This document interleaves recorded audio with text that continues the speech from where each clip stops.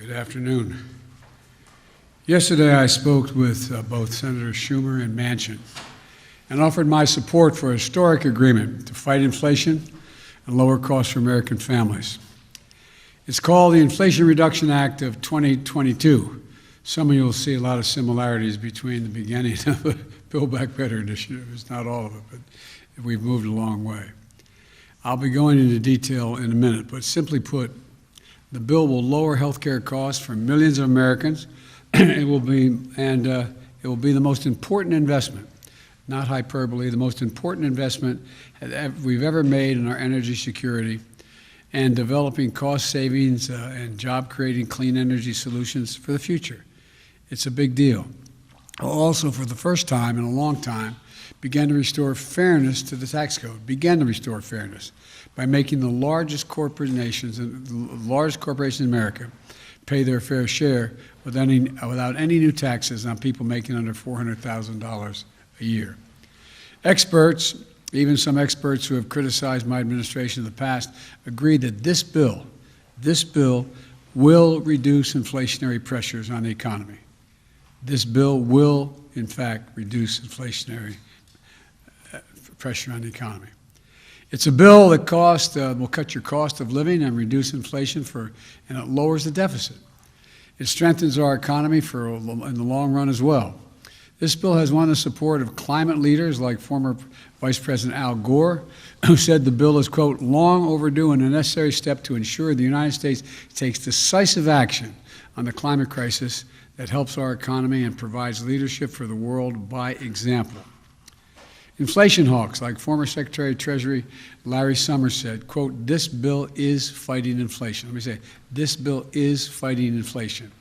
Progressive leaders like Senator Elizabeth Warren said, quote, this is a bill that truly is about fighting inflation, bringing down the cost for families, and putting our country on a sounder economic footing. Here's how it works. First, the bill finally delivers on a promise that Washington has made for decades to the American people. We're giving Medicare the power to negotiate for lower prescription drug prices, which means seniors and consumers will pay less for their prescription drugs. Medicare will save in the process about $290 billion. And in addition, it also changes the circumstances for people on Medicare by putting a cap of a maximum $2,000 a year. They have to pay no more than $2,000 a year no matter how many prescriptions they have for all the prescription drugs, which is especially important for people with cancer and long-term diseases. It's a godsend. It'll literally be a godsend for many families. Second, the bill locks in place lower health care premiums for the next 3 years for millions of families that get coverage under the Affordable Care Act. They will mean an average savings of $800 a year for 13 million people. Third, it invests $369 billion. Granted, I call for 500 plus, but it invests $369 billion to secure our energy future and to address the climate crisis, bringing down family energy bills by hundreds of dollars by providing working families tax credits. It gives folks rebates to buy new and efficient appliances, to weatherize their homes, and tax credits for heat pumps and rooftop solar. It also gives consumers a tax credit to buy any electric vehicle or fuel cell vehicle, new or used, and a tax credit for up to $7,500 if those vehicles were made in America. This investment in environmental justice is real.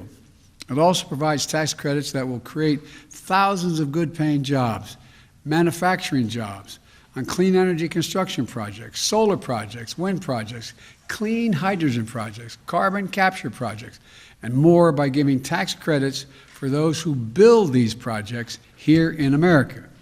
Now, let me be clear. This bill would be the most significant legislation in history to tackle the climate crisis and improve our energy security right away.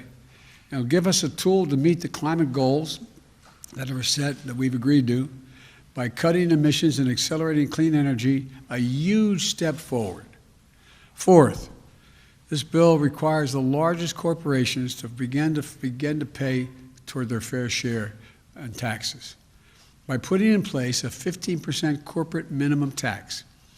Now, I know you've never heard me say this before. It will come as a shock to you, but 55 of the Fortune 500 companies paid no federal income tax in 2020. I know you only heard me say that about 10,000 times, but the fact is they paid no taxes on an income, collective income, over $40 billion. Well, guess what? This bill ends that. They're going to have to pay a minimum of 15% tax on that $40 billion or whatever the number turns out to be. Fifth, this package will reduce the federal deficit by over $300 billion. Already on my watch, deficits come down my first year by $350 billion and a record $1.7 trillion at the end of this fiscal year. Now, this bill is going to keep that progress going. Yes, I'll say it again. This legislation will bring down the deficit. Bring down the deficit. The sixth point I want to make is this bill will not raise taxes on anyone making less than $400,000 a year.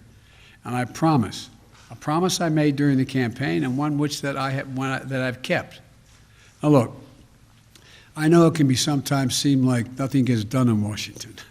I know it never crossed any of your minds, but the work of the government can be slow and frustrating and sometimes even infuriating. Then the hard work of hours and days and months from people who refuse to give up pays off. History is made. Lives are changed.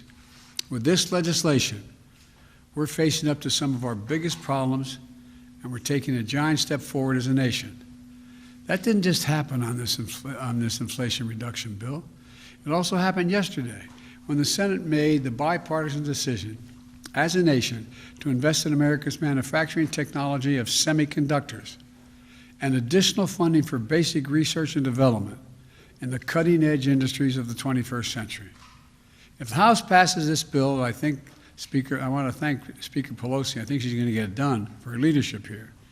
It has the added benefit of creating tens of thousands of additional good-paying jobs, lowering inflation. It's going to give us the ability not only to compete with China for the future, but to lead the world and win the economic competition of the 21st century. You've heard me say 1,000 times, we have to invest in research, development, and growth. I hope that the House is going to pass this bill today. My plea is, put politics aside, get it done. We need to lower the cost of automobiles, appliances, smartphones, consumer electronics, and so much more. And you can't do it. All of these things are powered. Almost everything in our lives is powered by these semiconductors and tiny computer chips the size of a fingernail tip.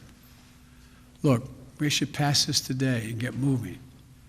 I know the compromise on the inflation bill doesn't include everything that I've been pushing for since I got to office. For example, I'm going to keep fighting in the future to bring down the cost of things for working families and middle-class families that matter by providing for affordable and accessible things like affordable child care, affordable elder care, preschool, the cost of preschool, housing, helping students with the cost of college, closing the health care coverage gap. You know, that's a fancy way of saying the health care coverage gap. Expanding Medicaid in states that refuse to do it, and more. Look, this bill is far from perfect. It's a compromise. But it's often how progress is made, by compromises. And the fact is that my message to Congress is this. This is the strongest bill you can pass to lower inflation, cut the deficit, reduce health care costs, tackle the climate crisis, and promote energy security. All the time while reducing the burdens facing working class and middle class families. So pass it. Pass it for the American people. Pass it for America. I'll have more to say in this later. Now I want to thank Leader Schumer and Manchin, Joe Manchin, Senator Manchin, for the extraordinary effort that it took to reach this result. Thank you. And let me speak to one other issue. The GDP, and whether or not we are in a recession. both Chairman Powell and many of the significant banking personnel and economists say we're not in a recession. But let me just give you what the facts are in terms of the state of the economy. Number one, we have a record job market of record unemployment of 3.6% today. We've created 9 million new jobs so far, just since I became president. Businesses are investing in America at record rates, Foreign business like SK and others are investing in America, hundreds of millions and trillions of dollars, sum total. $100 billion in semiconductor investments already announced by Intel, Samsung, and Texas Instruments. More than $100 billion in electric vehicle battery investments by Ford, General Motors, Hyundai, Tesla, and more. And just last week, as I said, SK Corporation of the Republic of Korea announced $22 billion in new investment in semiconductor batteries, chargers, and medical devices, creating another 16,000 jobs here in America. And this is powering the strongest rebound in American manufacturing in over 3 decades, creating 613,000 manufacturing jobs.